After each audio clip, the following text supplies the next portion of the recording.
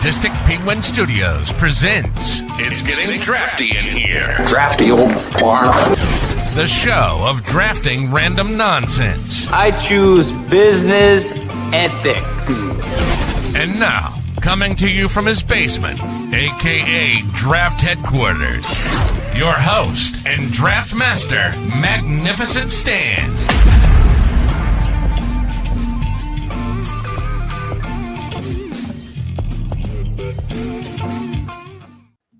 Hello, welcome to episode 68 of It's Getting Drafty in Here. I'm your host, Magnificent Stan. Today's Tuesday, February 18th, 2025. So last year we did a series of movie drafts where we went back 40, 30, and 20 years. So we're going to do that again this year. Today we're going to be doing 1985. Something happened with a certain sports team that year. Maybe we'll talk about it a little bit. But joining me tonight, we have a Sadistic Penguin contributor, our old pal, Aloha Mr. Hand. What's going on, Pete? Not much. How about you? Can I make one suggestion on your intro? Sure.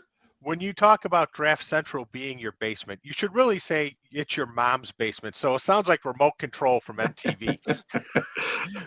Does that mean I have to hire Colin Quinn? From Aurora, Illinois. Yes, and Adam Sandler. But forget that. Hire Carrie Werwer.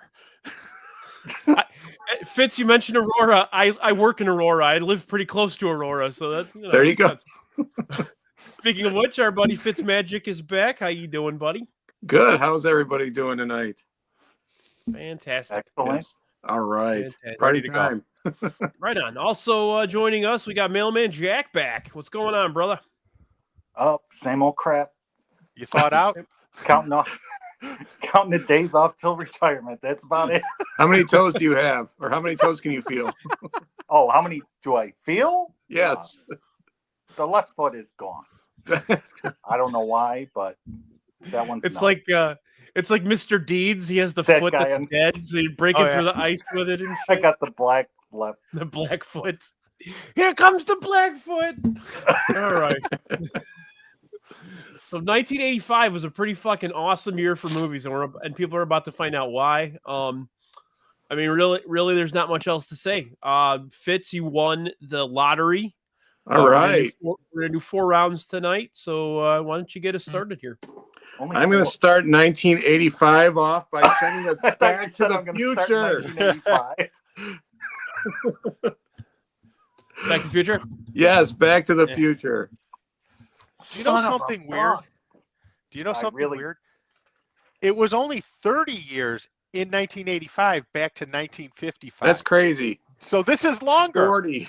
It's longer now. That's even more sad. Makes you feel older and older, doesn't it? Yes. 1985, that was the year we got our first VCR. My dad got it for Christmas for the family. And this is one of those movies that just brings back going to the video store on a Friday night. We all got to take turns. The family got to take turns, and Back to the Future was one of those movies that we always fought for. So it was 85 was a great year into 86. So just a great time to be alive, I would say. It's such a quotable movie too. All these years later. Big time. Yeah. Get your damn hands off her. My favorite is when. Oh, go ahead. Pete, I'm sorry. My favorite part is when he walks into the diner with he's got all this gusto. I'm talking about George McFly, and he goes, "Milk, chocolate." I'm chocolate. Flies down. You are my density. Yeah. You are my density. Now, I went, okay, I'm going to really freak people out. I went to the show on the day it opened, which was July 3rd, 1985. Went and saw it at Ford City Theater. No way, Ford City? I know, go figure, huh? It was in the theater that was up the stairs. Did you find Jack banging any broads in the alley? No, but I looked though. Oh, okay. I did look. Right. I was getting ghosted. You check for Jack. All right. Yeah, but my favorite line in the movie is, "Why don't you make like a tree and get out of here?" Because when he said that in the show, I was like, "Huh? Oh my God." And it took me a couple seconds to go, oh, he's an idiot. He's a fucking dumbass. Yeah, definitely. I always like Lorraine's dad. He gets kind of like lost in all this. When they're at dinner and they're watching, like, what's wrong with this kid? He's an idiot. His parents are idiots. It's upbringing. It's like, he had a great just like 5 seconds in the movie, and it's like, oh, the whole bit with his mom being hot for him. Oh, yeah. His mom was hot for Calvin. Lorraine, you ever marry a kid like this? I'll disown you. Yeah. She thought his name was Calvin Klein. Right. Calvin Klein with the underwear. I don't know if you guys watch Family Guy at all. But there's a scene from Family Guy where they're talking about George is like, Lorraine, the kid's name is Marty, and he looks exactly like that kid Marty that we knew where you found on me or whatever. And you hear Marty in the other room go, Dad, I set the carpet on fire, and he goes, I am not going easy on him. Like walks in the other room. But like just shit like that, like Crispin Glover's just fucking lunatic too. That's like, oh yeah, that's the best part of the whole thing. But yeah, I would say, wouldn't you guys agree this is far and away the number one pick? Like you really, it has to be. I mean, there's a couple other movies that I love from this year that like more than Back to the Future possibly, but you can't not take this. Oh, you can't. It's like one of those movies when you're flipping channels, it's on. You watch it. Yeah. Oh yeah. I like the second one almost as much as the first one. It's good. It's good bad. You know what I mean? Yeah, it is. It's a decent sequel. Yeah, it definitely is. All the futuristic weirdness. Yeah. Yes. Yeah. And by the way, I don't know if you guys saw what I just retweeted like an hour or so ago.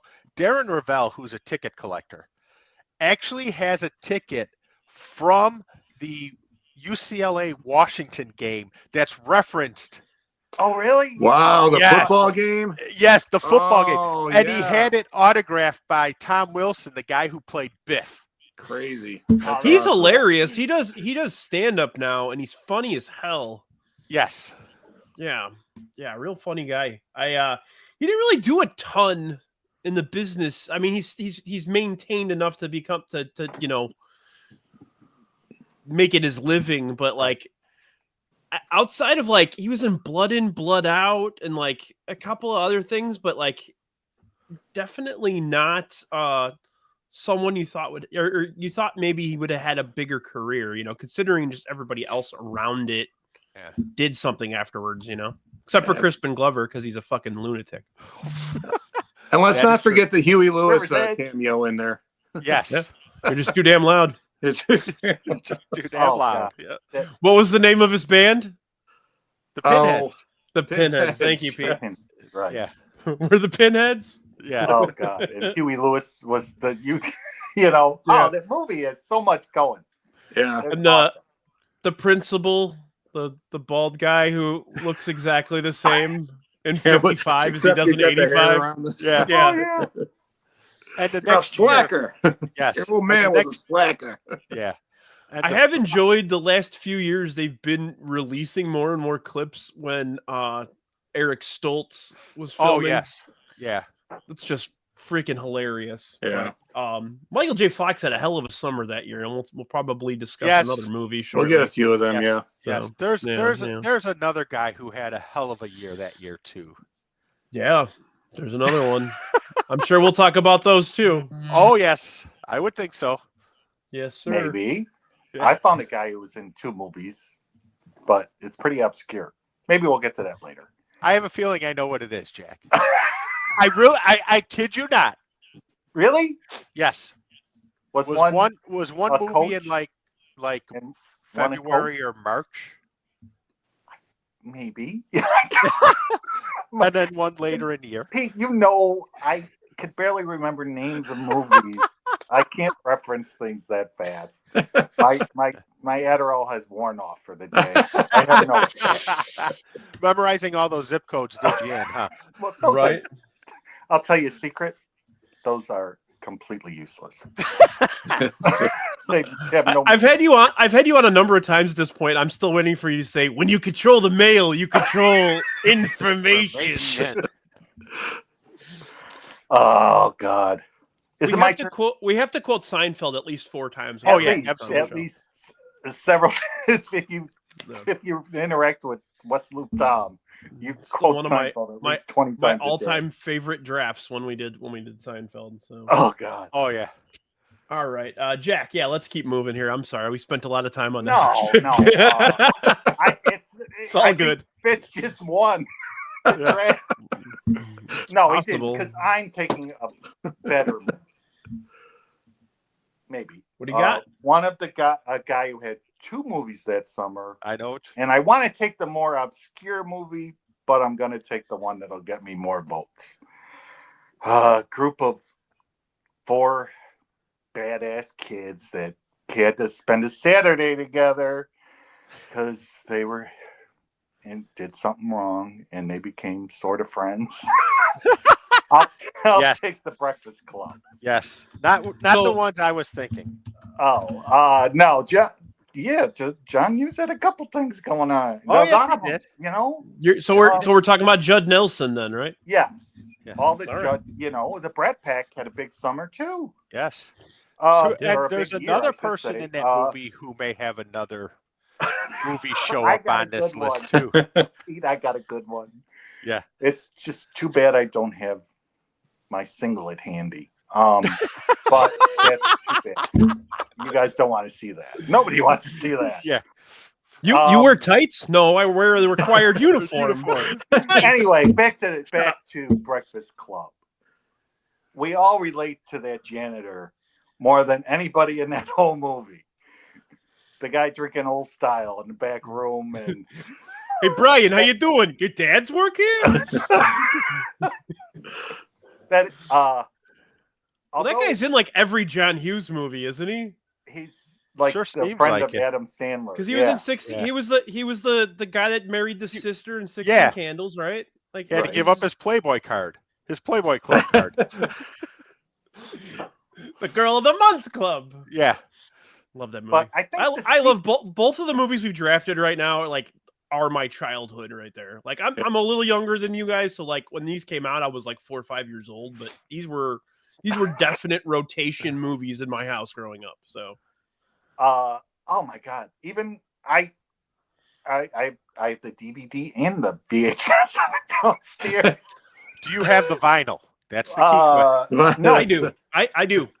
The laser disc? No, the vinyl record, soundtrack. Oh, gotcha. Okay. I have a prop here that for a movie that isn't worth drafting, but I do. Oh no, we're talking about that one. Okay. Maybe. But whatever. Breakfast Club, John Hughes. I mean, that is classic. It's iconic. Is that his best movie? Emilio Estevez's high dancing. Gotta. So is Breakfast Club the best John Hughes movie?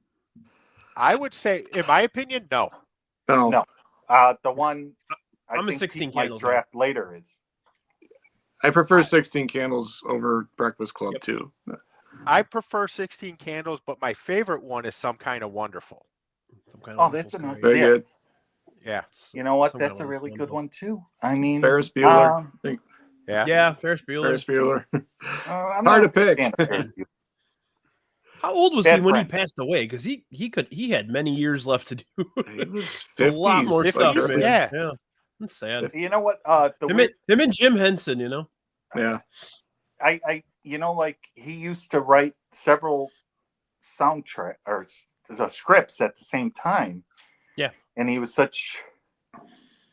did them all on separate computers. Each movie had its own typewriter. People said, you could write them on the same computer, and it's like, no, they all deserve their own computer. Well, and I know like a lot of the earlier stuff, like very, very music based, and he used to have his kids pick the soundtracks, right? Or at least portions of the soundtrack. The Simple Minds song from Breakfast Club was actually written for Billy Idol, and he turned it down. Yep. Jeez. I mean, I learned that from watching. Yeah. They talk about that in Pitch Perfect. Actually, that's how I learned about it. But stuff from the weirdest places. Yep. Yeah. You know, Simple Minds. That's one of the biggest one-hit wonders ever, isn't it? Like, well, you hear the song. Both of these movies so far, you hear the big hit song from that movie, and you immediately think of that movie. Like you hear the beginning of The Power of Love, and boom, you're immediately Back thinking to the about Future. it. Yeah. Breakfast Club, you hear, the opening chords of "Don't You Forget About Me." Boom, you start thinking about it. Yeah. Automatic. Great point, Pete. Yeah. My uncle actually worked at the high school they filmed it at. Really? He was a engineer at. Excellent. Was it I love Glenbard? stuff like that. South? I can't remember. I think it was Glenbard. Yeah. Yeah, one of those. Well, it was Shermer High School in the movie, right? Shermer doesn't exist, but yeah. Right on. Well, yeah, that's one of those like I've seen that movie so many times. I'm not gonna do it unless you guys actually ask me to, but I used to know how to do Bender's impression of his dad. Well, now I'm talking about. Go for it. Yes, go for it. Do it. Do it. Stupid, worthless, no good, goddamn freeloading son of a bitch. And I'm not gonna say that other word because it's not nice. Feels like I was just transported back a few years of my real life. Yeah. He's like, shut up, bitch. Go make me a turkey pot pie. Wow. Yeah. Oh, I'm a little verklempt all the time. Back's in the way back. So he's got to jump in the DeLorean now and go back. Yes, exactly. There you go. All right, Pete, let's go number 3. All right. There is another actor who had a big 1985. He had a I want to say it was a Memorial Day weekend release and a Thanksgiving release. And both of them were patriotically driven, I think you could say. But I'm going with the Memorial Day release of Rambo, First Blood. Yes. Nice. Good job. Hell of a movie. Yes. Just because this movie required a body counter on it for the amount of killing he did. And it's a short movie. It's only like 90 minutes. And those are the best. Everybody. Yeah, those are the best. Except 100%. the dogs. Right. Well, you get. kill a I mean, dog. that type of film, if it goes longer than 90 minutes, you're like, ugh. Yeah. he's gonna kill more people And what's his name from Cobra Kai gets his ass kicked again. Oh yeah, big time. Oh man, that was. I was looking through. We go through the list, and then like you said, with the running time, I'm like, oh hell yeah, those are the best. You don't have time to fall asleep in that lounge chair in the theater nowadays. You know, with Rambo First Blood, how could you? Honestly, I mean, nowadays I could fall asleep in a freaking. Watch the latest Dune movie. As soon as my feet go up and my belly's full in the shell, I am out. Yeah. Watch the latest Dune movie. You could fall asleep like the first 15 minutes in. Yeah, never miss a beat. Wow. Oh man, that is excellent pick. I love that movie. It went exactly, like the first one was actually kind of slow and methodical and had a lot of story. This one, stupid stories. Doing the sequel times 10. I actually love the first one. I really do. Yeah. I honestly haven't seen part 2 in at least 30 years. Yeah. I was like a teenager when I saw it last time. And it's not a bad movie. I'm not saying it's bad or anything. I just I just haven't gone back to say I was never like a huge Rambo guy to begin with. What do you got? But yeah, I mean I love Stallone though. I love a lot of the stuff he did. So. Yeah, I was 9 years old when this came out, and my parents were strict about R-rated movies. So this is one of those movies I saw at a friend's house at a sleepover. Like a lot of these, I'm sure there's a few more in this 1985 list we're going to come across that I saw, when I shouldn't have at a friend's house. So this is one of those things like, I remember like being really excited and just one of those, I get home the next day and it's like, I got to keep from saying that I watched the movie from my parents, Aaron, what movie never let me go. Right. Oh, the Apple Dumpling Gang was excellent. Yeah, right. Yeah. Follow that bird. That's what we watched. And the funny thing about it, now with all this stuff with Doge going on, I wonder if there's a line item for all the ammo that Rambo used in this movie. There we go. Probably. Oh my God, that's a great. I love that you mentioned "Follow That Bird," Fitz, because that's the first movie. That's the first movie I saw at the theater. Oh my gosh! Oh, I was like 4 years old or whatever. It's pretty funny. Bird, classic. So I don't with think my picks, I'm just gonna pick movies that I love. I'm not really gonna try to win tonight. So my first pick is probably my favorite movie of all time, and it's not a great movie. It's just it is what it is, and I've watched it 700,000 times, and I love it. And that's Better Off Dead. Oh, absolutely. Oh, hell yeah. Hell yeah. How could you go wrong with the dancing that's a burger? first round pick. Come on, man. It's so fucking Fat Pig. What'd you say, Pat? Pat Pig. Well, like the just so many characters. Like it's so fucking character driven. You have all the neighbors with the lady that's blowing up and the Christmas. The kid, Christmas. I still do that to my wife. I walk up and I grab her. Christmas. Like her son that's He's gotta love that. puts nasal spray and crochets all the Sorry, I time. blew up your mom, Ricky. Ron. She's gonna be okay. She just can't eat any spicy foods for a while. And then you got like Booger in that movie. Oh God! The street following on this mountain. This is pure snow. It's so often, and the dad is Winchester from MASH. Yeah. Badger, the little brother building the rocket ship. How to Meet Trashy Women. Yes, reading Big Boy Smut. Yeah. He had a ray. He had a ray gun. Look, you gotta stop playing with all stupid childish shit. He turns around, he blows something up with his fucking ray gun. Like it's just the mom in there, wasn't she in one of the Halloween movies as well? I think she was like in Halloween 5 or she didn't do a ton, but yeah, I'm pretty sure.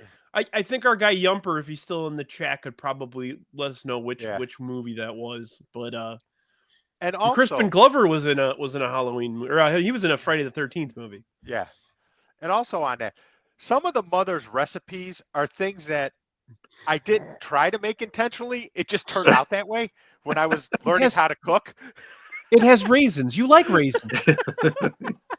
And then like Christmas comes around and she's just buying a bunch of like encore meals for the kids, It's like a big stack of fucking, whatever Swanson, French dressing and French fries. Yes.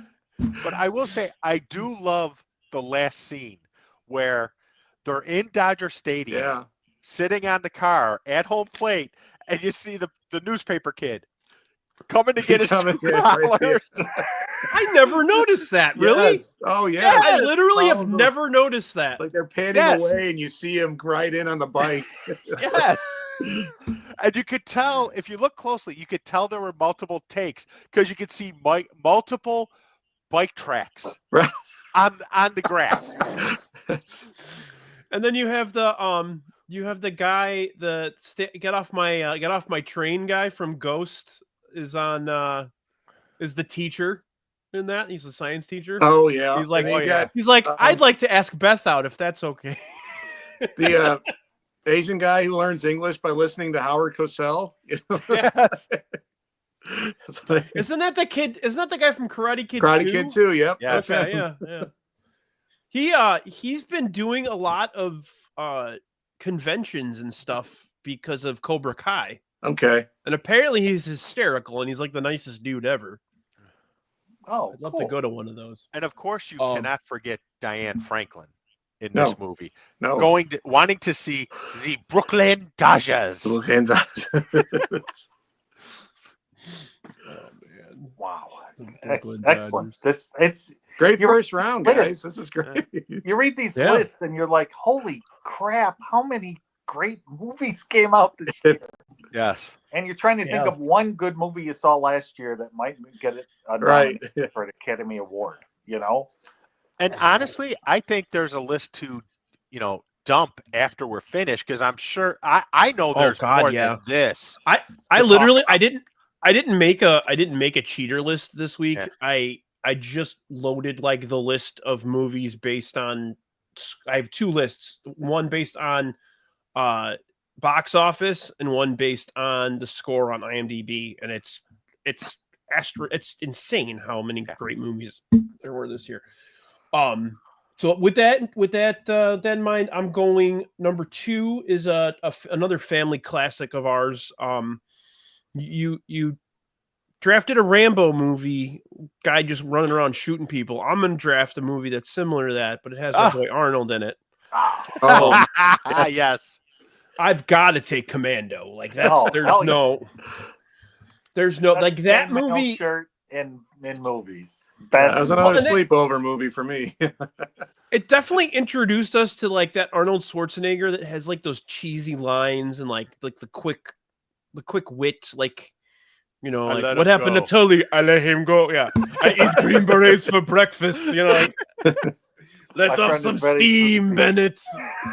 It's so good. It's so bad and so good at the same time. Like, oh my god, Alyssa Milano deserved an Oscar, and please. Oh shoot, you're right. Jeez, yeah. Ray Dawn Chong. Ray Dawn he deserved the Oscar just for the fight where he makes the comment about eating green berets. She goes, "Can we stop with this macho shit already?" Oh man! Oh, that's an awesome movie. I can sit and just watch that at any point. Wow, that is an awesome one. I love that movie. I probably saw it just before we even did this, maybe 2-3 months ago, just because I wanted to watch it. Yeah, and it's just as wonderfully bad as it ever was. Excellent movie. I love it. 84 was awesome. Had a lot of heartache stories. The movies were better in 85. Yes. Wow. Interesting. Much better. Now the next one we're doing 95, and I think 94 had a way better year of movies than 95. Oh, absolutely. 94 was great. We had a blast with that one. And I will just say, Forrest Gump was not the best picture in 94. There are two movies I would say deserve Best Picture over Forrest Gump. 2. I wonder if I have. I don't even remember how the whole draft went. But somebody took Forrest Gump 1. I remember that. Yeah. And that had to be for box office reasons. Probably. Yeah. Yeah. But all right, Pete. Why don't we get you round 2 here?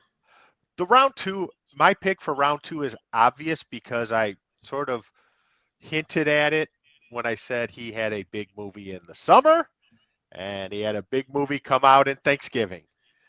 And of course, it's Sylvester Stallone and the 4th installment of Rocky, the one with Ivan Drago. Hell yeah. Again, that's my favorite Rocky movie. Another 90-minute movie. It is. Yeah. Just for the workout montage alone. Yes, that's the best montage in the history of movies. Like that's a draft right there. Music montages and movies. Like that's a deep cut one, but we should do that at some point. James Brown in it. Come on. James Brown kicking ass. Yeah. And there's also another great underrated montage in that movie. There's no easy way out. Yes. When he gets in the car. Gets in the car. Yes. That is a great montage too. It's a great soundtrack. Yes. You can't win. Yeah. I love how they released. He got his wife in there too. Yeah. Married, Yeah. They had all of these banger songs in that movie, and then you get the soundtrack, and it had everything from the first movie too. Like, he just threw it on there, like the. It had Eye of the Tiger on there too. We got to fill it in, guys. Well, it was in the opening sequence, Eye of the Tiger. Yeah, that's true. Yes. I feel like 3. How do you rank the Rocky movies? Because I think 3 is the worst by far. No, 5 is. I think. 5 is the worst. No, I enjoy all of them. Yeah. One is 5 the one with Tommy Morrison. Artistic movie. Yeah. 1 is the best artistically. Just it's a really good movie. It was something just completely different. But yeah, I mean, 3 and 4 are really fun to watch. Really? 3 and Yeah, 4. I mean, 3. Yeah, Clubber Lang. You know, Yeah. like I love Like- 4 just because of all the Red Scare stuff is fucking cracks me Yeah, it up. was so timely. I mean, it was just Yes. oh yeah. Yeah. And Well- Clubber Lang is a great villain still to this. I mean, he's one of the greatest villains of all time, I think. they always tease a like an origin story out of him. I'd watch that. I would love that. Oh yeah. I didn't want to Creed How when Clubber I wanted Lang a became Lang how one. Clubber Lang joined Exactly. the A team. It'd be perfect. Yeah.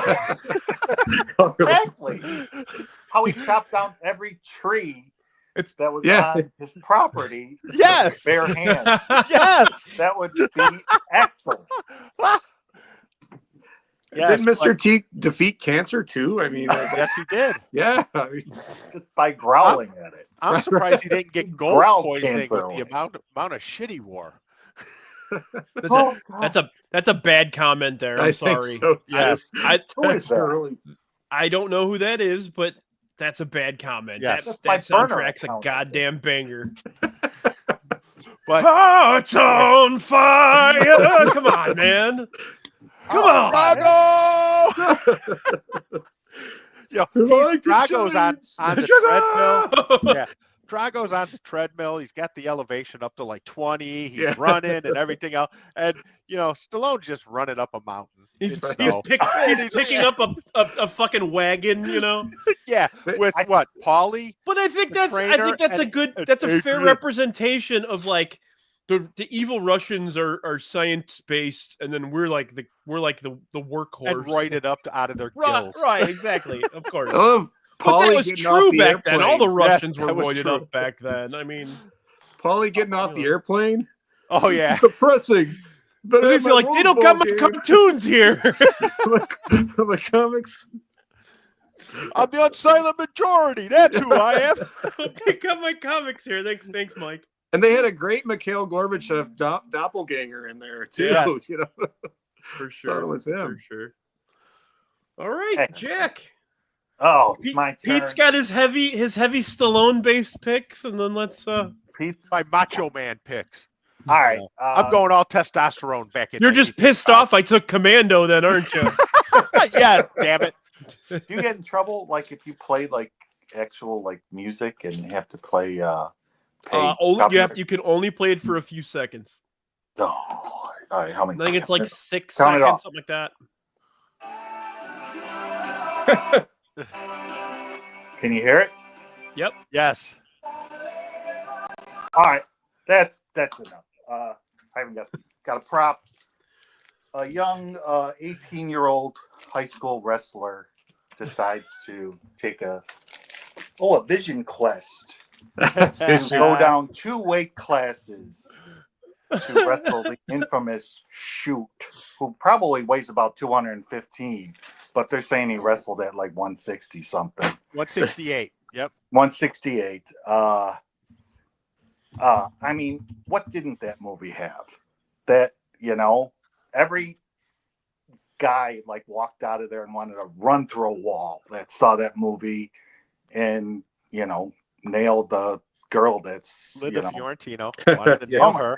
Yes. And I wanted to find a club No. that had Madonna singing in it. I know you just walk into a random like barbecue dive bar in Spokane and Madonna's singing. Isn't it like just like anything? Like you said, MT's Madonna popped up twice a week. Oh, man. Oh my God, I love that movie. I kind of forgot how much I loved that movie. I'll be honest, I haven't feel seen like it in a ordered- long time. Yeah, I've It seen is- it. Like I watched it at like Showtime at like 3:00 in the morning, like in 1994 or whatever. But yeah, I gotta be honest, I don't remember it at all. I know the soundtrack's insane though. By the way, soundtrack, it is available crazy. to watch on Amazon Prime. Because I did a Okay. couple weeks ago and when I was doing some research. kind of holds up. Yes. I mean, when he's doing the pegs up the wall, even I can't do that. The 30-year-old guy that's pretending. All right, And that he's his wrestling teammate guy got a full mustache, beard, chest hair busting out of his singlet, Hey, man. And do you know can't who do his that. friend is? Do you know who his friend is in that movie? Uh, The guy who thinks he's an Indian and finds out halfway through he's not an Indian. right. He played a famous role, and we've discussed the movie on this already. Really? Yeah, it's the guy Yeah. it's the dude that I just looked it up. Actually, it's the dude that played Jake in 16 Candles. Yes, it's Right, Jake Ryan. right. Yeah. Okay. Yeah. All right. I'm looking at the cast. It's fucking crazy. There's an Oscar winner in this movie. Can you Forrest name him? Forrest Whitaker. is- There you Yes. go. Yes. Forrest Whitaker. Forrest Whitaker. Fucking Lou Brown's in it, man. It's Oh, crazy. And like you said, it's so like now, what did Matthew Modine just turned 18? And that rough, Yes. the rough and tumble Linda Fiorentino, her car broke down. And, they put her up while his dad was repairing her hunk of crap car so she can get to art school in San Fran. Right. Real life. Now she was playing 25 in that movie. She was barely 1 year older than him when they filmed that movie. I don't know. I'm sorry. I probably overdrafted that movie, but I Should have love saved the it for round 4. No, I should have saved it, but I knew I probably could have saved Better Off I Dead for a knew long Aaron time, was but I just was playing in the itching to weeds talk on about it. Yeah. But whatever. It's a sentimental pick, and Yeah. I love that movie. I shouldn't love it as much as I do, but I love it. I love the soundtrack. I bought it. Did one of those nights where I couldn't sleep, and then I kind of wake up, and a couple days later I realized I bought a record on Discogs. And, Then you go I put bought your the slinglet soundtrack on for and Vision Quest. go out Excellent. there and try and wrestle, right? Yeah, I mean, There you go. whatever. Those are the best ones. Like when my wife's like, "Did you buy a record a couple days ago?" Well, it's on the fucking porch. I'm like, oh, it was that night I couldn't sleep, and I guess I started playing with my phone and bought a record. In the younger days, I used to drunk buy stuff on eBay. Oh, I still do that. Insomnia buy stuff, but then I can't remember I did. Yep. This was and I got a hell of this guy I think only graded this record like good plus and very good. This thing doesn't hardly have a mark on it. I think it's only been played like 2 or 3 times. Probably just a Madonna song. Probably, And the Dio was on there. Yes. The hell of a soundtrack. That's Sammy Hagar? That's great to know. I never thought about that. Everyone who wrestled listened to Lunatic Fringe after that movie came out. Yep, it was. I don't Amazing. know. All right. Like I said, I overdrafted it, but you know what? It's my list. Whatever. Yeah. Right on. No judgments here. Let's keep moving though. Fitz, you got 2 here. Okay, so Brian, I was going to go Better Off Dead with number 2. This other movie I didn't think was going to last this long, Goonies. Yeah, Yep. Sean definitely Astin, Josh almost took it Brolin. instead of Commando. So Yeah. I mean, look at all the people in it. You got Sean Astin, Josh Brolin, Corey Feldman, Joe Pantoliano is in it. It's like Joey it's like freaking Pants. this yeah. guy is like in every movie for the last 40 years, everything. Martha Plimpton, even John, a football player, John Matuszak. Yes, Yep. it's just, it's another one of those Friday night movies that we would go to the video store and get and just watch it like 3 or 4 times. We're ready to turn it in the next day. 40 years later, they're working on a sequel. I don't know if they need a sequel, but that's Even Brolin signed on. So I think Wow. I think they're good to go. And I think that Data winning an Oscar probably did a lot for getting that to move a bit. Okay. Oh, you know what? You're probably right. Yeah. Yeah. Did you hear the story about Data when Harrison Ford saw him for the first time in like 35 years? He called him Indy when he saw him and started screaming. And Harrison looked at him and said, "Short round?" Didn't even know his name. Short round? Man, Harrison Ford is getting funnier and funnier as he gets older. Yeah, he just doesn't give a fuck anymore. He's just Yeah. Yeah, I love this. I love this Super Bowl commercial where he's like, "I'm driving a Jeep and my name is Ford." That shit was hilarious. But yeah, Yes. Goonies, another one. That's probably all of our childhoods. Anybody that was in my age range. Yeah, childhood. It's a hell of a movie, man. Yeah. The guy who played Chunk looks completely different now.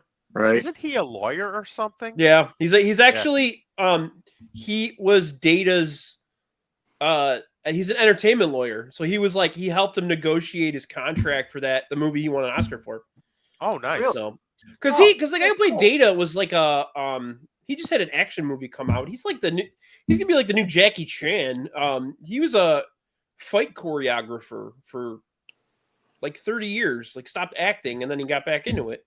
So yeah, it's just a fun movie, man. And the old lady, Mama Fratelli. Yeah, Anne Ramsey. Yeah. Fucking phenomenal. Yeah. Yeah, just a well done movie and another kinda 90 minute, gem, just yeah, brilliant movie. Yeah. Captured the hearts of America at that point. Yeah. And That's curious the to see beauty how about they do another one, You have to watch those like old movies. It's like, okay, 90 minutes. I'm out. You're up. Yeah. You're not 3.5, and you're not wondering where Thor is at the end or anything. No. And it's weird because as society in general, we're getting less and less of an attention span. You'd think they'd make movies shorter and shorter. Yeah. They're making baseball games shorter. They're making football games shorter. They're making everything shorter. Movies, they're making 4-hour mecha, like all these sagas, It's like all these movies that had kids, they had to get everything done before the parents got home at 5, so right. Yeah. Or even before they got home from work. now, like the Back to the Future movies, they made 2 of them. Yeah. When they shot it, we're gonna make 2 movies. Yes. And make $1 bazillion in a year too. It's like, okay. Then we'll get Mary Steenburgen and make a third one. Right. We won't talk about the third one though. Yeah. Wow. But, I mean, perfect pick. You got a good draft so far, Fitz. Yes. It's a good one, man. All right, so this one I'm gonna this is like a shout out to my dad who got me into Western movies. So I'm gonna go with Silverado here. Oh, so okay. I mean, if you look at the cast in that, it's incredible. Aaron, my God. What's that? Nothing. Oh, one of my picks. Kevin Kline, Kevin Costner, Danny Glover, Scott Glenn, Jeff Goldblum, Brian Dennehy, even John Cleese. I mean, John Cleese was Rosanna the best part Arquette. Of it. This my jurisdiction. Linda Hunt stops here. When his head flew off. This is what got me into Westerns. As I remember, my dad was a huge film buff. I mean, after he passed, we went through his collection of just cassettes and DVDs, and just, my gosh, I just remember, him coming. He would come home in the middle of the day before he had to go out and do stuff else and throw on a movie. And this would always be one of them. Silverado was always one of them. It was it got me into Westerns, and so that's more of a self-indulgent pick, but I think a good one too. So absolutely. That movie. I got to be honest, I've never seen it. Oh, watch it. Watch it. It's called. Yeah. Kevin Costner is like the hyper brother. Yeah, as a crazy kid, just like running around shooting people. And the cast looks amazing. Like, absolutely. And I love Linda. I love Linda Hunt too. Linda Hunt, she's great. Yeah, she's so good. She's so good. Brian Dennehy plays a great villain. It's just So yeah, you got to watch it. He was good. Oh my! And even I gotta watch Silverado and I gotta watch Vision Quest again because I haven't seen it in so long. Oh, you gotta do Vision Quest first. Yes. Yeah. Amazon Prime for Vision Quest. Wear a singlet when you watch it. Yes. Wow. So, damn it! I thought you were going for that other obscure Western there, Aaron. Oh I know what you're talking about. Yeah. Yes. That's what I thought you were going with the other one as well. Okay. Oh, Going for the home runs on this one. where is my pen? You're crossed off the Christmas list, Aaron. Sorry. Wow. Wow. Damn it, this screws up my whole draft. I'm sorry, gotta- Jack. God, you sound like Rick Hahn and Kenny All right, Williams. I'm gonna go They with took who? with Michael J. Fox's other movie for my next pick, because we all wanted a wolf on our basketball team. Yes. when we played. I mean, could you have two more awesome movies in 1 year? I don't know. So what I did a little research, and that was the number. So Back to the Future was number 1 at the box office. Teen Wolf was number 2 at the box office for like Crazy. 3 or 4 weeks in the summer of '85. What the hell? Yeah. Didn't Teen Wolf basically take over from Back to the Future No. in the box office? No, I think it dropped off. I think Back to the Future was number 1 for quite a while. Early on in the year, it was Beverly Hills Cop. Yeah. Oh. But Beverly Hills Cop came out in December, so it's Right. Then December. Rambo took the box office for a few right. weeks. Then Back to the Future for I want to say almost 2 months. And I think it was Teen Wolf that knocked it off of number 1. Let me look that up real quick. Hang on one second. If you went to, Bremen out in Tinley, and you just look at all these for what, $1 each? Yeah. So that's Teen Wolf. It never got one. It never got to 1. Oh, okay. So, but yeah, I mean, it was 4 weeks where it was number 2. Oh my God, that is such. And yes, and it produced one of my favorite gifts that people have no idea it's from. With that guy, what are you looking at? Yes, the coach is great. The coach is great. Coach is great. Don't play cards with someone named after a city. Never mess with a girl that has a tattoo of a dagger. Yes. And then always get at least 10 hours of sleep after that everything else is cream cheese. While he's eating a box of KFC. And wasn't he shaving too with an electric razor? Yeah. Can't you see I'm busy? I really can't talk to you. Man. His dad was the most unassuming wolf. The way he looked, those glasses. He actually looked nicer as a wolf. Jack, I want you to do me a favor. Look at me. Look at the picture of me right now, and then think the dad from Teen Wolf. Yeah. Okay. Yeah. I've gotten it. I've had numerous people in my life go, "You look like the dad from Teen Wolf." Okay. Like that guy at the record store. Thank you. And he looks like David Cross. Oh God, yes. Have you guys ever seen that?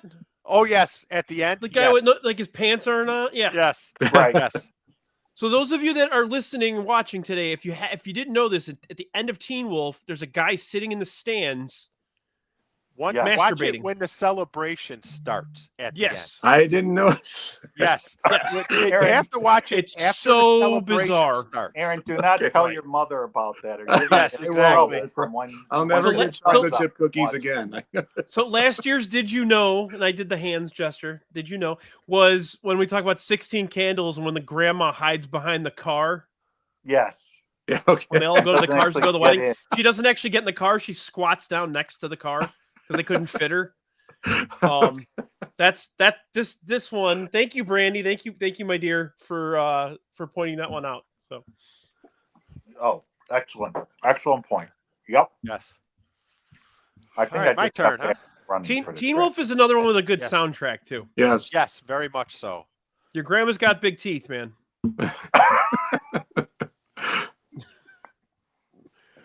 All right, Pete. So, sticking on the testosterone-driven theme of 1985, there are 3 movies I can immediately think of to take.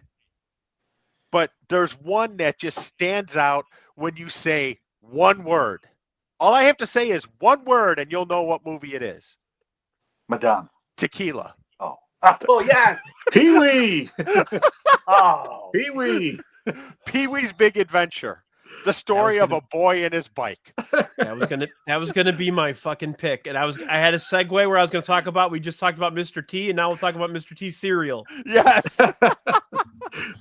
I know you are, but what am I? Okay, Francis.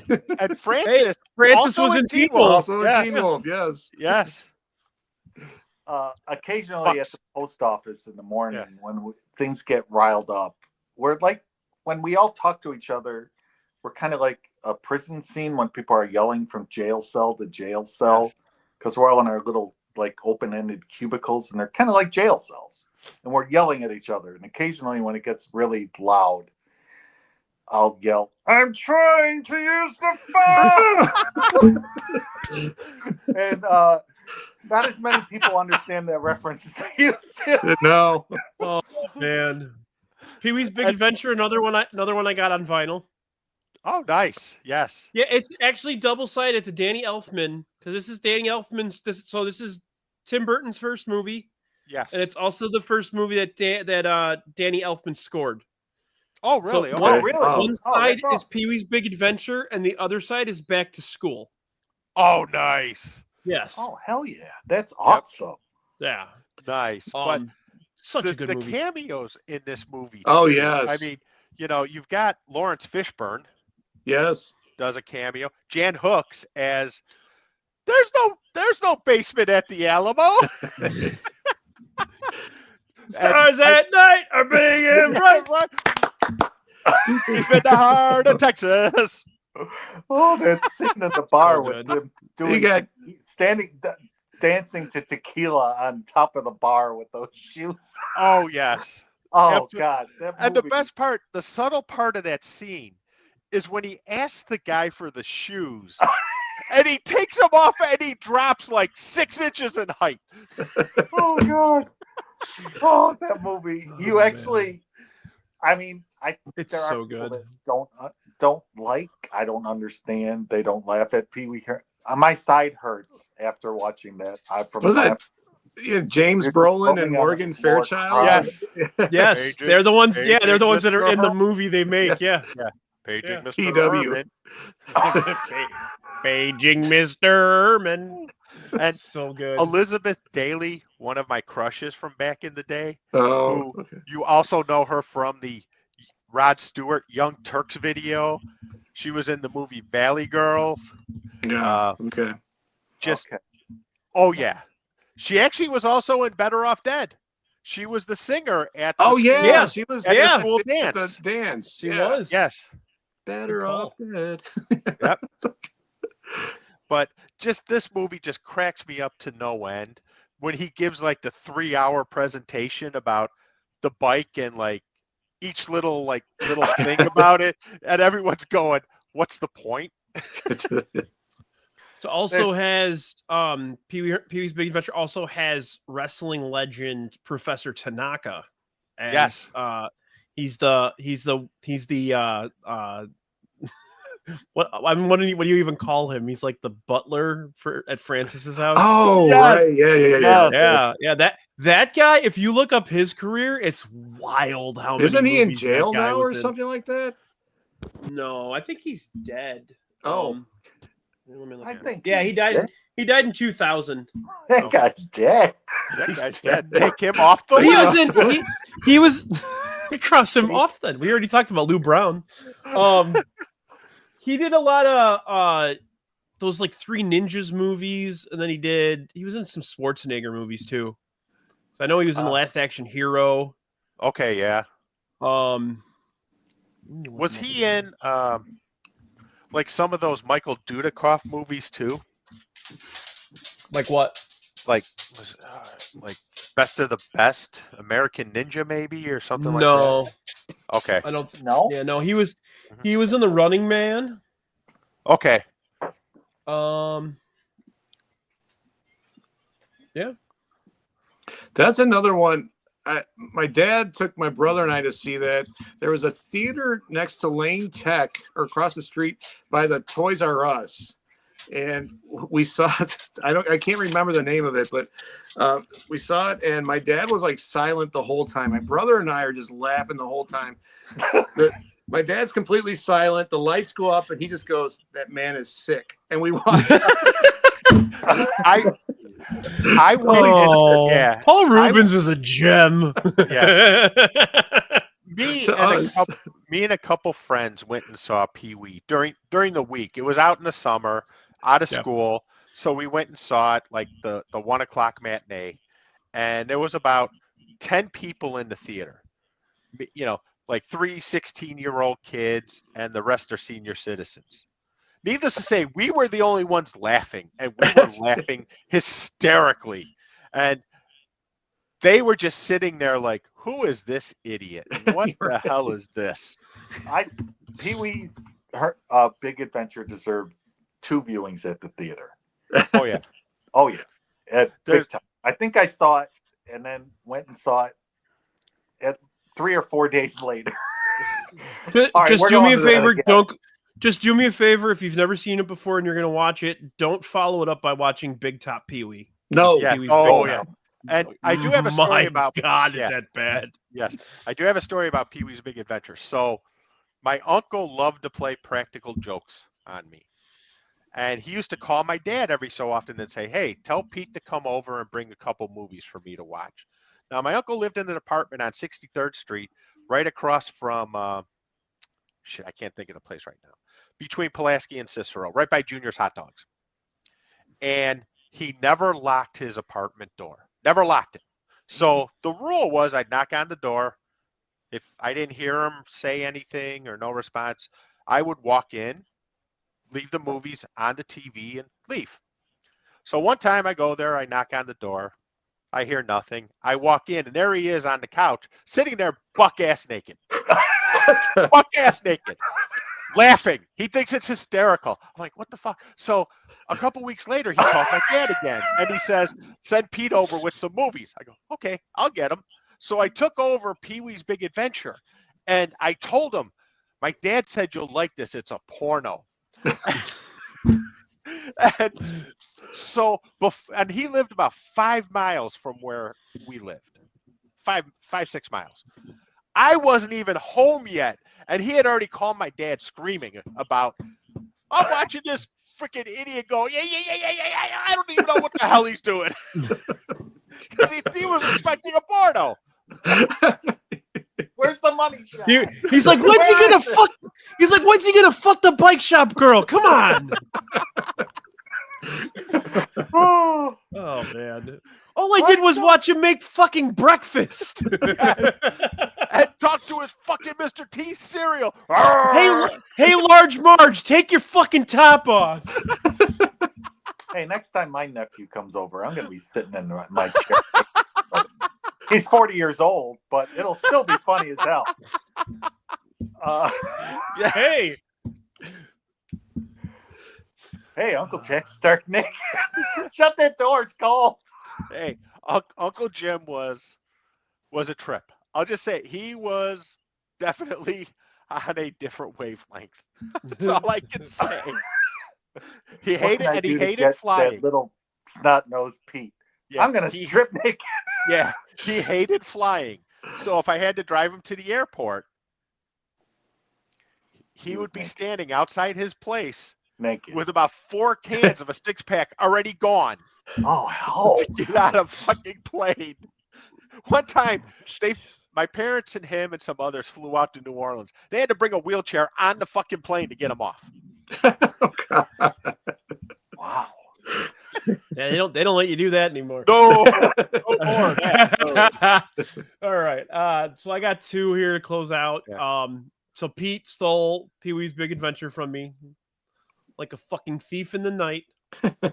So I'm going to go ahead and steal Real Genius from him. Just remember, I am a man of questionable character. Yeah. You don't have to fucking tell me that. No, I'm kidding.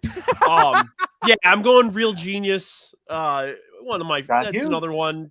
Like Better Off Dead. It's one of those, like, I have to watch it every once in a while. Yes. Like, he's so fucking sarcastic throughout the whole movie. I just love his, weird, his banter is so funny, man. Some of the shirts he wears are great, too. Some of the t-shirts he wears are great. Val Kilmer. This is another one I haven't watched in a while, though. I can't remember the last time I saw it. Really? Yeah. And you want to still smack that kid too, you know that the. But I think this movie actually ages better. I really do. You catch stuff you did not catch when you rewatch it. And he's Do you have one with the Gorilla Society? Oh God. It's an awesome movie. I'm not seeing. Oh, here we go. This is a website. Chris Knight's teen shirts and Real Genius. We got Toxic Waste.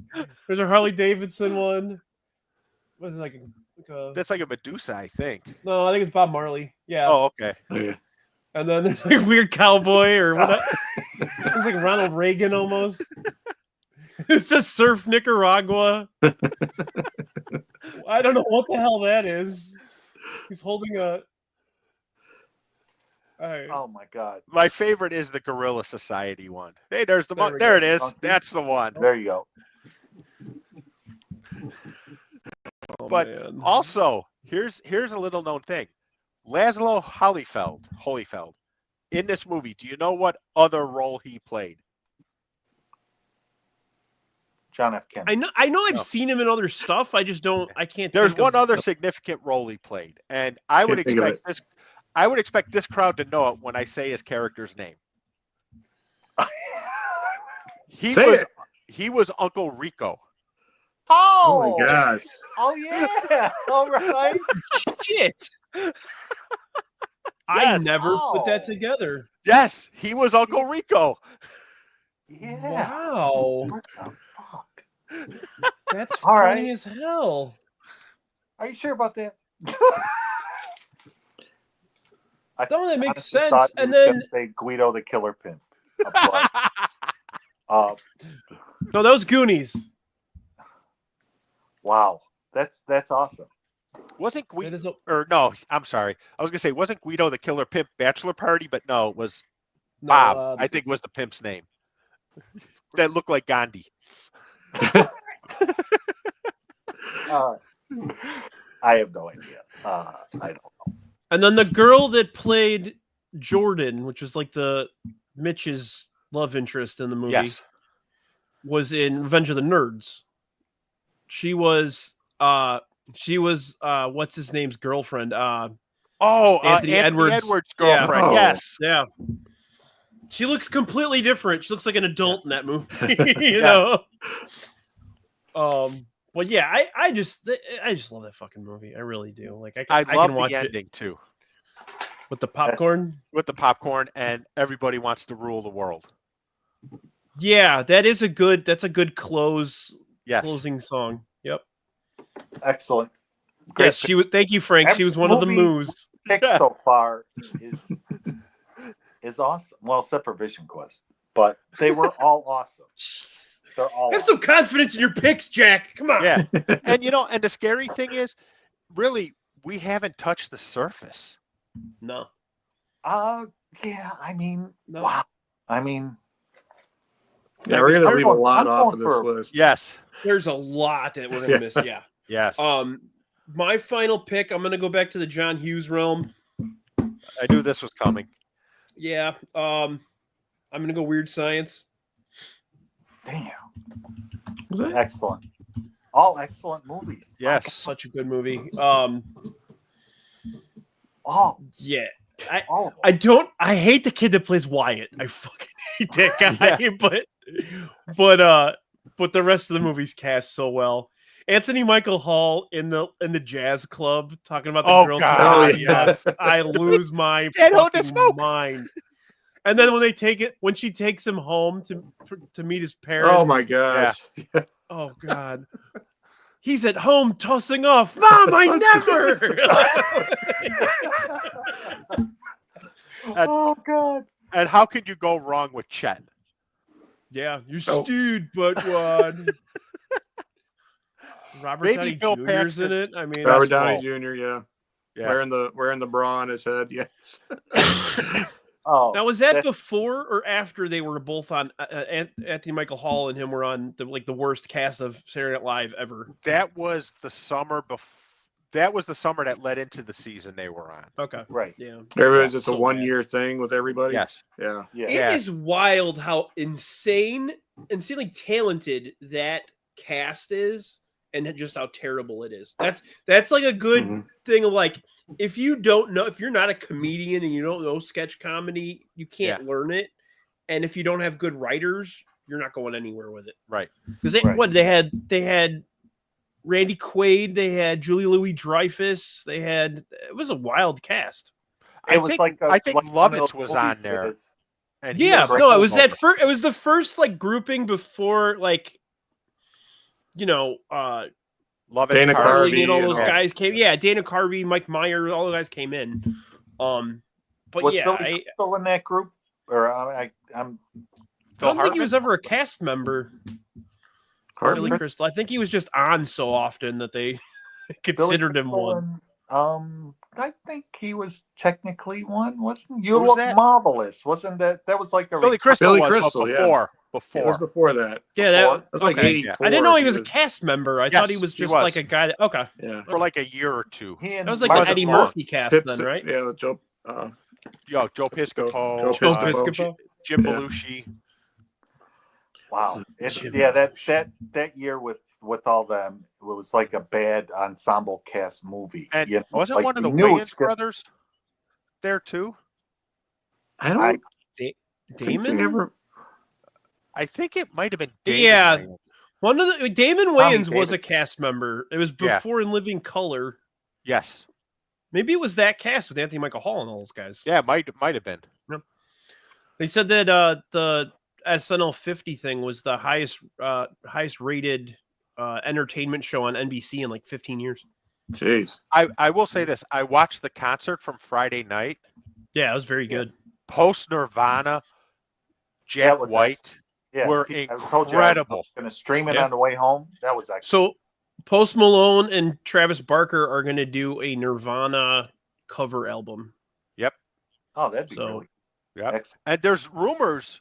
Post Nirvana that was constructed on stage is touring in 26. Oh wow, that's I'll believe it when I see it. I agree with stuff. There's so much stuff in the way. Well, I actually was on with the Bums on Happy Hour a couple weeks ago when we were talking about it, and they're very positive about it. I feel like it's not going to happen. Like, and I think it's because Courtney Love's going to get in the way. And the thing is, honestly, if I was Chris Novoselic or Dave Grohl, I would say, Courtney, you don't get a fucking dime. It all goes to Francis Bean. Well, and they could still like not a tour, but like play it, like headline some festivals and shit like that, with But yeah, but that was incredible when they played that. I thought David Byrne was incredible on there. I felt sort of cock teased by the B-52s because they played Love Shack, and I get it. But then they had a lobster come out at the end of Love Shack, and I'm going, they're going to do Rock Lobster? And they didn't do it. Maybe they had a plan, but they ran out of time. Yeah, it's possible too. Never know. Yeah. The best fill-in with Nirvana I've seen, honestly, was Paul McCartney with them. You ever seen any of that? No. Look it up. It's awesome. They did it at the Hall of Fame. Not the Hall of Fame. The jam session? Yeah, but it was, I can't remember exactly when, but look it up. They played a couple of songs, and they actually ended up doing like some TV shows and stuff afterwards. Oh, okay. So how about that Paul thing on the one on on the not the music special, the other one on Sunday? Awesome. Yeah. I haven't watched it yet. I'm going to. I saw the clip of Eddie Murphy doing a Tracy Morgan impression, and I like almost pissed myself. But well, he did it. He did it with Tracy Morgan on the stage with him. That was the best part. Yeah. Tracy Morgan was in the sketch, and he was playing Tracy Morgan. It was fucking hilarious. You know what? It was nice to see like Eddie, like being Eddie and being awesome. Being awesome. Absolutely. You know. That was awesome. That was like one of the best parts of the whole show.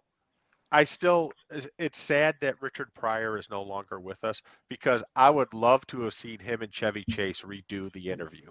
And Oh my god! Did you they know actually they so bleeped it out? yeah, they play? did.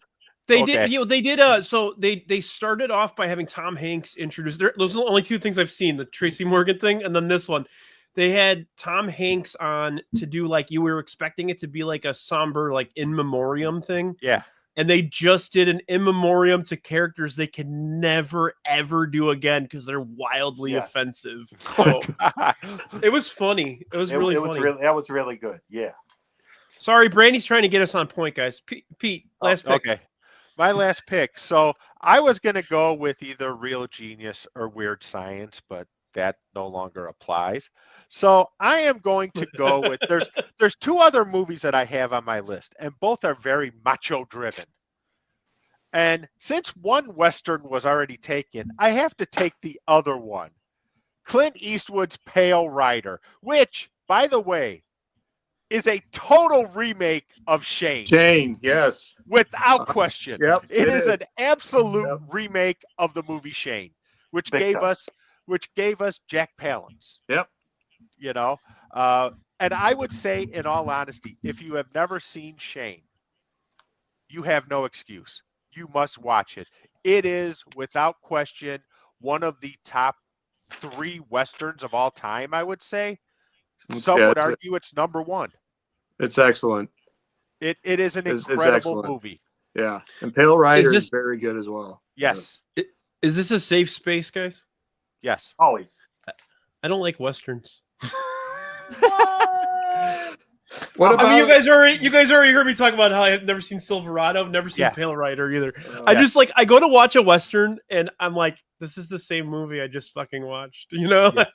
I don't know. I need to give it another shot. I never did, but I would watch Shane over Pale Rider. Okay. I like Pale Rider. I think Pale Rider is a very good movie. Saw it at Ford City East, Jack. Yeah. But Pale Rider is a very good movie. Shane is a masterpiece. So I would watch Shane. Did you guys see Frank's, speaking of Ford City, did you see Frank's comment earlier? He asked us what Southside video rental store we guys went to. Classic Sounds of Video, baby. I was actually on the north side at this time growing up, and there was a place, I don't even think it had a name. It was just this little hole in the wall next to this Greasy Spoon restaurant on the corner of Foster and Lincoln Avenue. And there were 2 Indian guys in there, and they had all these movies, and that's where we would go. I can't even remember the name of it. I would go to Classic Sounds and Video on 63rd and Whipple? No, not Sacramento, because that's where the burrito joint was. It was 1 block down from the burrito joint. So I'd have double duty. I'd go rent a movie, then go get a burrito. Exactly. That was 63rd Street in a nutshell. At Little Joe's walked Pizza. Right past each other about 100 times. Yeah, at Little Joe's Pizza. Oh hell yeah! I moved to the burbs. My parents moved to the burbs when I was like 6, so I don't really remember much.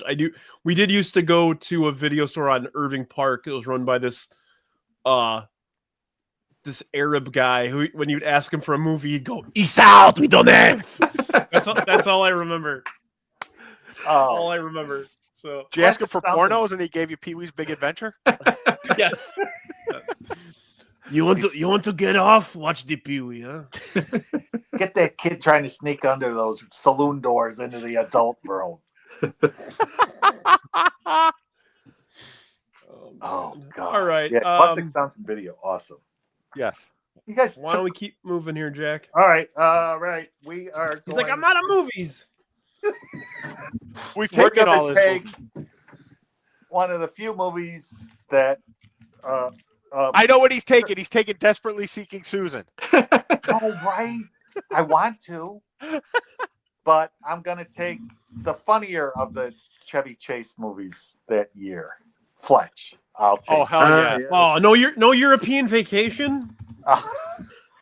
No. I hate that fucking movie. I love vacation movies. I hate European Vacation. I hate the daughter just went in into that low one. power mode. Yeah. Okay.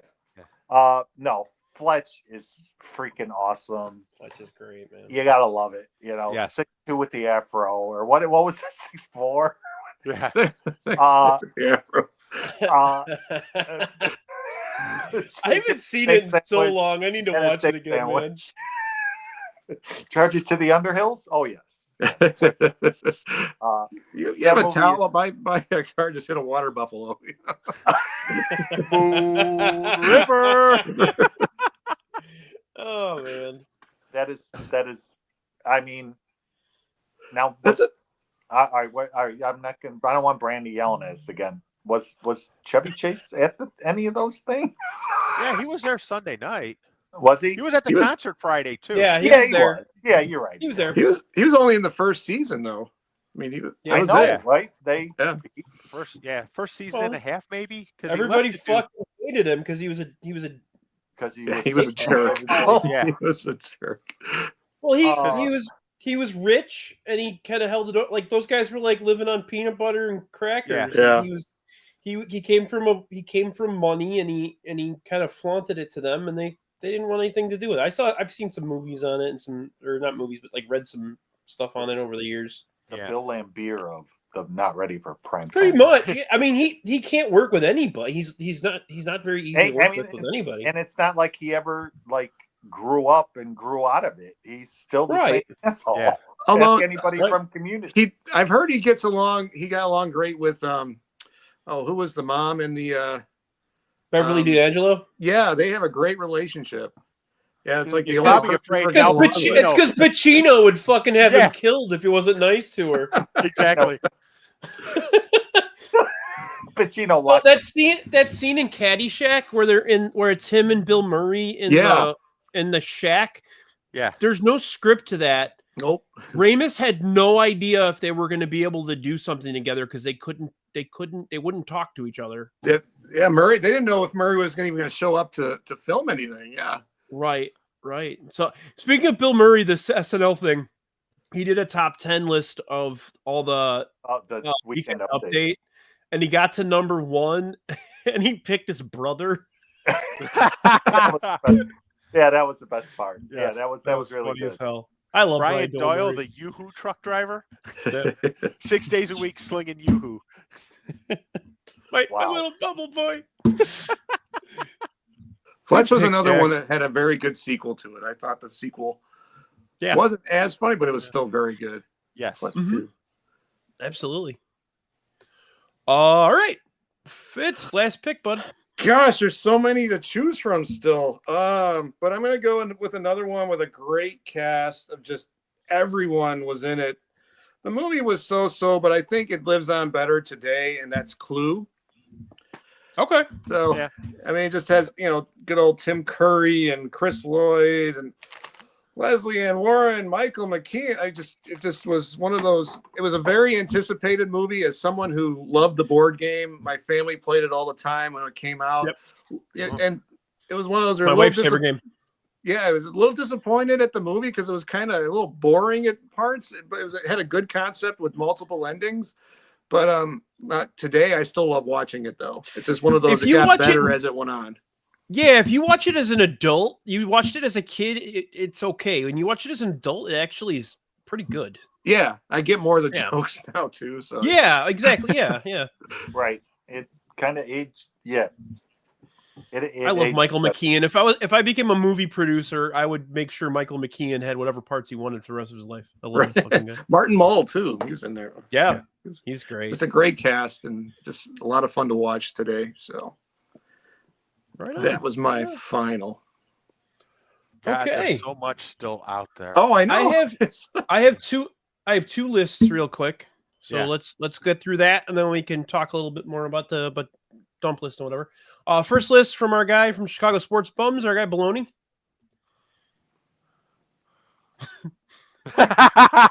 He walks. Yes. You are. So for those of you listening audio, he picked Rocky IV, Breakfast Club, Goonies, Weird Science, and then Ewoks: The Battle for Endor, which is quite possibly the worst movie ever made. It's pretty rough. And then it's a good list. And then we got our guy Sean Jankowski, been on the show quite a bit lately. Picked all stuff that we actually picked. So he's got Breakfast Club, Clue, Goonies, Back to the Future, Weird Science, and Teen Wolf. Yeah. Oh, right on par with us here. Yep.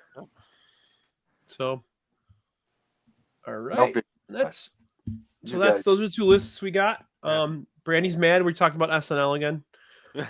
Can you guys tell Brandy doesn't like sketch comedy?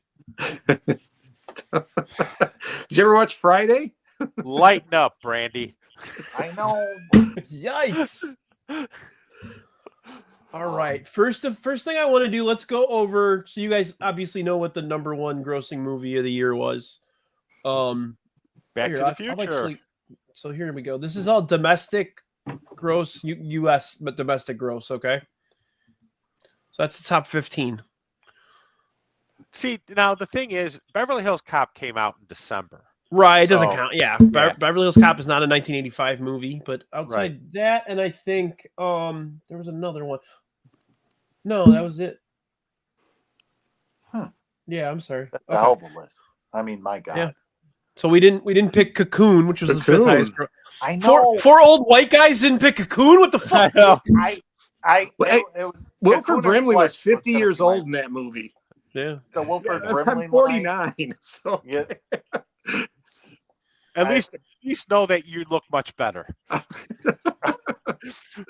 eat more oatmeal. Yeah, there you go. Oh my then we God. got Police Academy 2. Oh man. Yes. Witness is a great movie. Harrison Ford. Oh yes.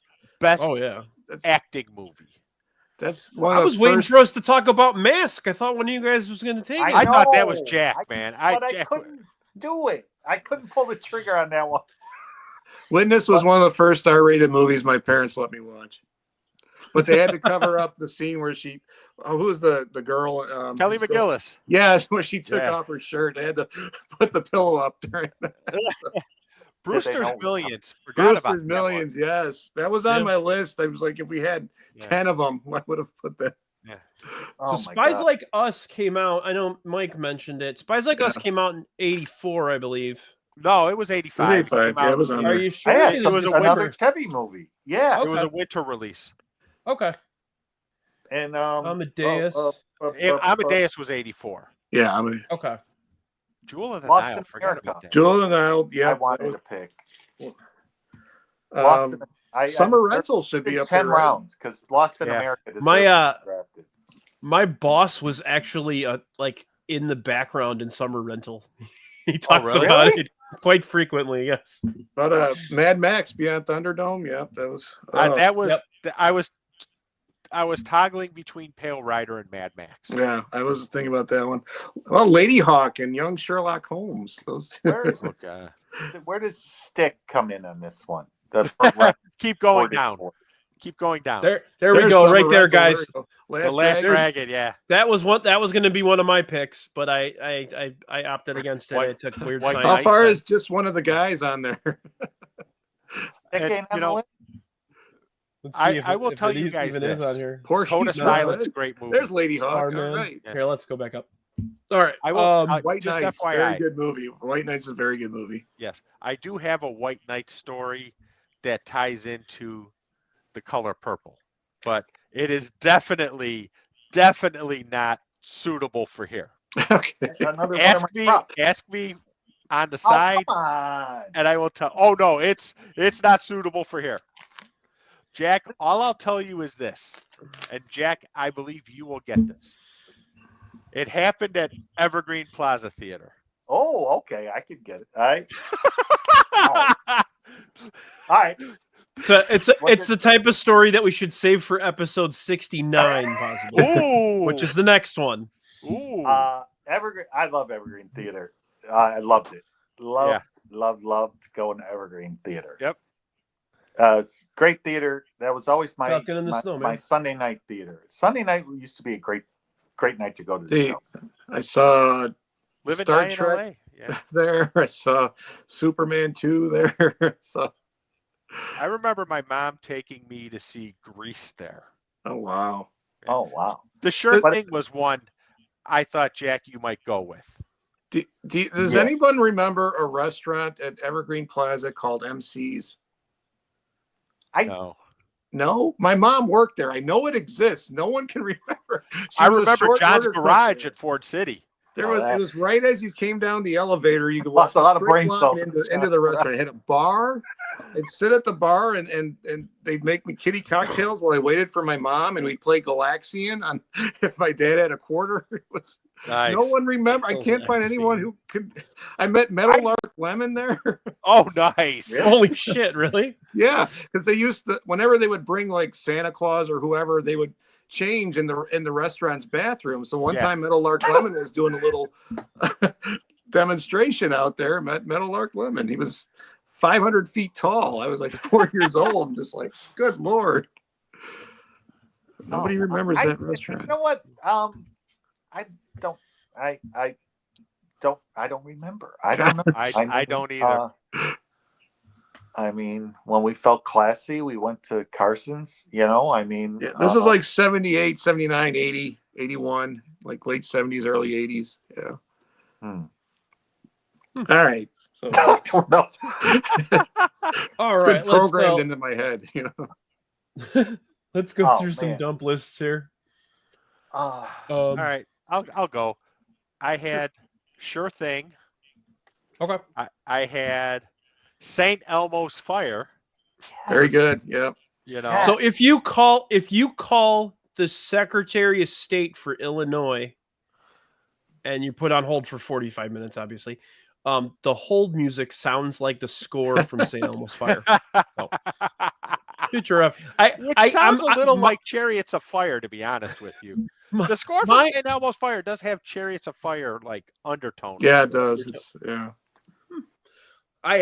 my hope is that by saying that, at least one person actually calls and waits on hold. Well, I'm not calling. They got those damn government entities, right, Jack? This Chicago City Clerk's office recently got a lot of my money. I'm not calling anything to get. Was Jack a bad boy? No, just or was was one of Jack's kids a bad child? No, and left Jack holding the bill. We like my wife and I, both of us recently got upgraded our cars, and we got our city sticker renewals, and they were totally jacked up.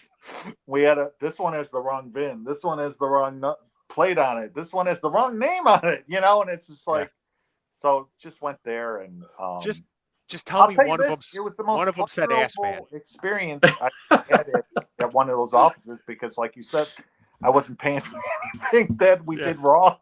Right. Like, okay. I'm Mailman Jack, the ass man. The ass, Just say one of them had ass man on there, please.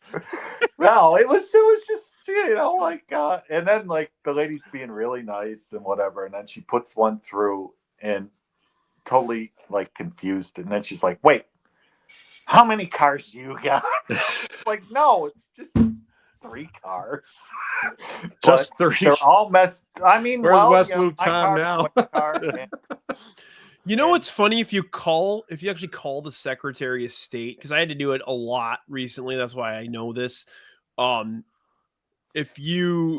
I work for a company that has a lot of trucks, and we had a lot of trucks that the registrations are almost due on, and for some reason they didn't have the new renewal paperwork in my office. So I had to call and get all the PIN and registration IDs. They only let you get 2 at a time. So if I have like Fredo with cocktail waitresses? Yes. so if you need registration for 8 trucks, you have to call 3 or 4 times and like beg them to let you get more information. So big fun. Any other movies that you want to mention, Pete? Yeah, I had Police Academy 2. I had Remo Williams, The Adventure Begins. To Live and Die in L.A. To Live and Die in L.A. Yeah. That's a good one. Okay. White Knights was another one. Yeah. And The Color Purple, which I said I have a story about, but not suitable for here. Not suitable. Not today. All right, Wow. Jack, you got anything? Did I bring up Lost in America, Albert Brooks? I probably did. But I love that movie. I love anything Albert Brooks is all right, in. so Rosanna Arquette and Madonna were both in 2 movies that year. We brought Silverado, and Madonna was in Vision Quest, and the 2 of them were together in Desperately Seeking Susan. Very good. Which was actually not that bad, No, not that great, but not that bad. Rosanna, bored New Jersey housewife. But Stick deserves more talk about how bad it was. Oh, come on. I just thought of a worse movie than Stick. What? It is a movie about baseball, and the writer is who's done good work, shockingly missed on this one. Neil Simon's The Slugger's Wife. Oh God, I didn't know that one. horrible. I thought you were about to talk about The Natural. No, that's 1984. Oh God, but I just wanted to get a rise out of Fitz. But all right, let me. Burt Reynolds' name in that movie was Ernest Stick, but his real name was Stickley. Stickley. Did Nickelodeon steal that from a bad Burt Reynolds movie? And the weird part is, Probably. I love Elmore Leonard books. This was the worst freaking adaptation of an Elmore Leonard book ever. And I think, even wrote the screenplay. The wrong Burt showed up to film. They got Cannonball Run Burt, and they wanted Deliverance Burt. But anyway, all right. After Hours, awesome movie. Brazil, awesome movie. Yeah, that's about it. You guys brought up all the other ones on my list for my other ones. Wow. Cool. Good stuff. Fitz, what do you got? And Lady Hawk, Young Sherlock Holmes, Witness we talked about, Rima Williams. I had Fright Night, Fright Night. Oh, yeah. And then a very Fright Night was 85? Yes. It was 85. Oh, yep. So was I love Fright Night. Wasn't Reanimator and one of the Living Deads too? Yeah, Return of the Living Dead was 85. That's on my list for sure. Aaron, did you see Fright Night at that friend's house? Yes, that was another. That was a sleepover movie. Yep. All the Friday the 13th. Did you sleep those nights? We didn't really talk about horror, but it's a pretty solid year for horror because you got Silver Bullet. Oh yes. Oh, Yep. Like, I gotta mention, there's another Western. It's not really talked about. It's a comedy. It's with Tom Berenger, and Andy Griffith, Rustler's Rhapsody. If you haven't seen that, yes, one of my favorite comedies of all time. I love that. I thought for sure that was going to be your first pick. No, no. I mean, that's how big 1985 was. There's just so many out there. That is like a total unsung gem of a movie. Oh, it's great. Yeah. And people it's like the one that's one I have seen. So you have Andy Griffith as the cattle baron. He's kind of closeted too. It's great. So yeah, so that was my dumps. Right on. I have a few. Return to Oz, horrible. Oh, God. Horrible. Gotta mention it though. The sequel nobody asked for. Right. Return of the Living Dead, one of the best soundtracks ever. Explorers. Oh yes. Growing up as a kid in the 80s, Explorers with a very young Ethan Hawke and a very young River Phoenix. Very good movie. Yeah. Yeah. Daryl. Daryl. Yep. Yes. Was Cloak and Dagger 85 too? That was 84. Okay. 84, yeah. We talked about Cloak and Dagger last year, I believe. Yeah. Legend of Billie Jean. Legend of Billie Jean. Yes, that's a good one. Legend of Billie Jean, another one. Right. Jewel of the Nile. Yeah. Jewel of the Nile. Yep. There's so many. It's crazy. Yeah. Crazy. That's about it, though. I mean, I think we've covered. First There's Millions. Yeah. There's one other. I love Brewster's Millions. It's one of those movies that so you just great, yeah. pop on and yeah. It's There's one of those ones other where I like can think Richard Pryor's kind of reserved in a little bit. but- Yeah, he's held I back think a he's little doing bit. it for the money because he's probably got so much drug debt at that point. Oh, okay. That was a pretty good job for Yes. There's one other I could think of. A classic with John Voight and Eric Roberts, Runaway Train. Yes, Runaway Train. That was another of my dad's If favorites. you have not seen that one, it's an intense movie. And isn't Roseanne Arquette I think you're girl right. Yep. in the train? Yeah. Yep. Yes, you're right. Great. Yeah. Roseanne Arquette had a good year that year. Yes. What year did the song come out? 82. Total. From Total 4, man. Was not Roseanne Arquette, Rebecca De Mornay. Oh, okay. Okay. wasn't Roseanne Arquette in Pale Rider? No. No. What was? There's another Western I'm thinking about that she was Silverado. in. No, another one. Okay. Oh, There's another one though. that she was in. Yeah, I thought. No, okay. Maybe Right, it in the was 80s? just Silverado. Okay. Well, Coach Singlet from Vision Quest was in Pale Rider. Yes, he was. He was Yeah. one of the bad guys Yes. who gets his ass beat multiple times, I want to say. Hey, bring Singlet in here. Give him a good ass kick. Yeah. And Chris Penn gets his ass beat too. Uh-huh. Yeah. And also, what's his name? Mr. Larson from Happy Gilmore. Oh gosh. Jeez. And Jaws from the Bond movies. Yeah. What's he? Oh my. Richard Keel, that's his name. Was Dennehy in that one or no? He was Silverado. Michael Moriarty was in Dennehy Pale was in- Rider. Michael Moriarty was Pale Rider. Yeah, he was the good guy. He was the wimp. Yeah. And now, Fitz, I got to ask you a question. Okay. Did Mrs. Michael Moriarty and Clint get it on before he left? Oh, they had to have. Come on. They had to have. It's human. Come on. I know, and it sort of leads that way in the movie. You're like, oh yeah, Clint got some. Yeah. They kind of had some tension in Shane, but it wasn't quite as thick as it was in Pale Rider. It was Right, exactly. All right, this was a good one, guys. I didn't think we were going to get almost 2 hours out of that. Did we? Oh my God, time flies. Yes. Yeah, hour 40. Yeah. Yeah, well, this was a hell of a time. Next year, mark it off. We're doing 86. Does the shoe? Wait, we forgot the ultimate 85 experience. We forgot it. Oh, the bear. The Super Bowl Super shuffle. Bowl shuffle. Yeah. Oh. Heck yeah.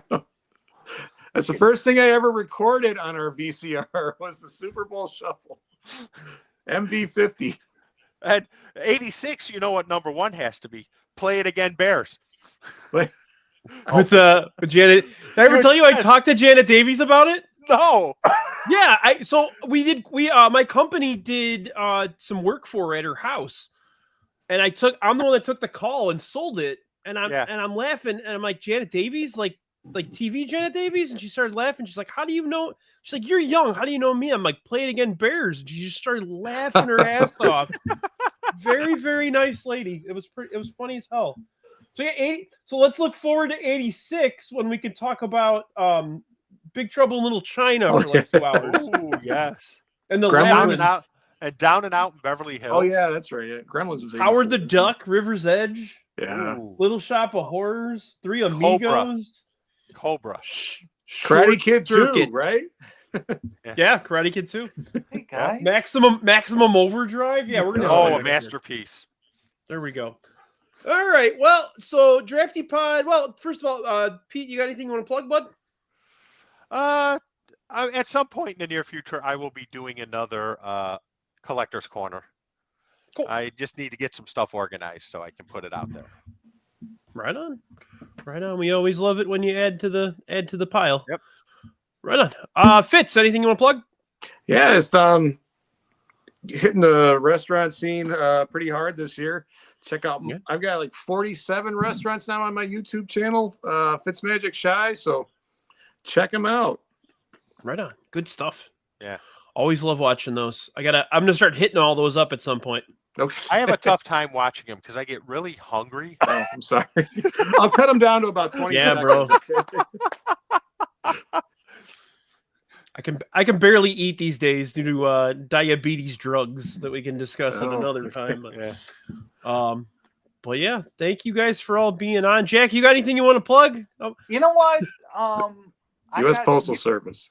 You inspired in an offhand comment something that I'm going to try to do. I don't know if I want to say it out loud. Surprise us. But like, does it have to do with the alley behind Ford City Theater? Yes, of course. But like we were in one of our little chats, and you brought up something that I tend to do, and I never really equated that I do it. But I think it might be something really cool, and if I actually have some inspiration, I'm gonna do something about it. About how I tend to equate things to where I have to go somewhere, and. So Jack and I talk, like, it's funny because Jack and I both are like people that get up really early in the morning. So like him and I will text each other like 6 o'clock in the morning, 5 o'clock in the morning.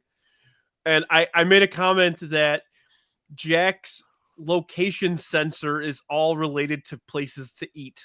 Yes, I mentioned that. Yeah. And I think this is something. Hell, I got enough material for this for until I get bored with it. Because, well, you ever need a forum for that? You're more than welcome to. God knows I do this, and you totally nailed it. And I think I'm gonna have to borrow. I'm glad somebody listened to something I had to say for a change. You know. But no, you really hit the nail on the head about that, and I kind of never really realized I do it, but I do. I said do. I do. No problem. It was a really cool thing, and I think I got something in the works. And well, you're just a cool guy, Jack. So it makes sense that it was a cool thing. I'm always hungry, and I've always got some weird errand to run or something. Of course you're always hungry. How many miles do you walk a day? 10? Oh God. Too many. For too many years. Too many. But if it wasn't for that, none of my clothes would fit. So it's just a blessing in disguise. Oh, I know all about that one. Yep. But no, thanks, Brian. Brian, I think you love you, buddy. You lit a little spark in my cold dead heart. Oh man. Well, on that note, thank you guys for being on. Don't forget to like and subscribe to Sadistic Penguin Studios. I do have one quick question to ask you guys before we get going tonight. I put this on my Twitter page the other day on the show Twitter. I'm trying to come up with an idea for episode 69. I still don't have an idea. I'm taking a few weeks off here, so we're gonna be back in a few weeks for episode 69. I had 2 ideas and then one suggested idea to me. My wife came up with one. It was things that are moist.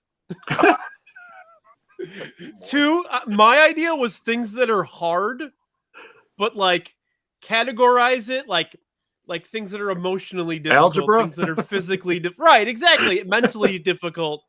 Sylvester Stallone's rock hard abs.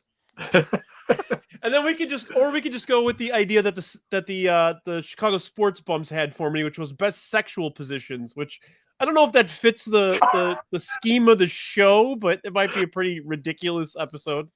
So if you guys best nudity in a film. See, it's gonna get so like I don't want to sound. There's like only one answer that. I don't want to sound like a creepy number one. Like I'm gonna sit here and go, "Oh my God, Jamie Lee Curtis's tits." No, there's only one. There's only one scene that could be number one, and all I'll say is moving in stereo. Oh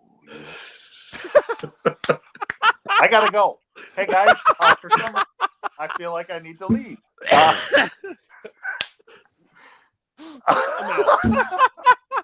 All right. And on that note, again, As Pete, usual. Jack, Aaron, thank you so much for being on. And again, like I said, we're going to be off for a few weeks, but we'll be back. Sadistic Penguin Studios. Don't forget to like and subscribe. And then Friday night, don't forget to watch At the Show with Tony and Yumper. They'll be on. And thanks, guys. Love you. Hey, Pete, I like your camera angle with the pictures. Love it. Oh. All right. I'll talk to you.